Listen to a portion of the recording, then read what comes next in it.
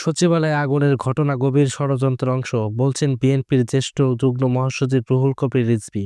তিনি বলেন, শেখ হাসিনার একজন প্রধান আমলা প্রচুর টাকা পাচার করেছে। পুড়ে যাওয়া ফাইলগুলোর মধ্যে তার সেই অর্থ পাচারের ফাইল ছিল। আজ শনিবার সকালে রংপুরের মিঠাপুকুরে আটপুনিয়া গ্রামের সচিবালয়ে আগুন নিভাতে গিয়ে টাকসাফায় নিহত ফায়ার সার্ভিস সোহানুল জামানের বাড়িতে শোকাহত পরিবারের সদস্যদের সমবেদনা জানাতে এসে তিনি এসব কথা বলেন।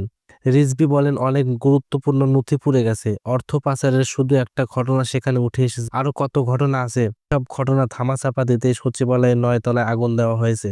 সেখানে গুরুত্বপূর্ণ 5টি মন্ত্রণালয়ের নথিপত্র ছিল।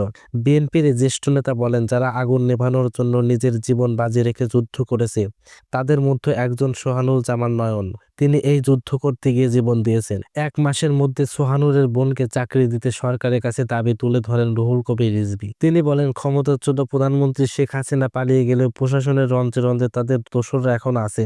বিশেষ করে আমলাতন্ত্র এখনো ফেসিবাদের তোষামতি করছে। সচিবালয়ের 7 নম্বর ভবনে লাগা আগুন নেভানোর কাজ করতে গিয়ে টাকসাফায় মারা যান ফায়ার সার্ভিস কর্মী সোহানুল জামান। তার পরিবারের সদস্যদের সান্ত্বনা দিতে এসে আজ সকাল 10টার দিকে রংপুর মিঠাপুকুরে আটপুনিয়া গ্রামের সোহানুলের বাড়িতে যান রুহুল কবির রিজভী। এরকম ভিডিও প্রতিনিয়ত পেতে আমাদের চ্যানেলটি সাবস্ক্রাইব করে পাশেই থাকুন। ধন্যবাদ।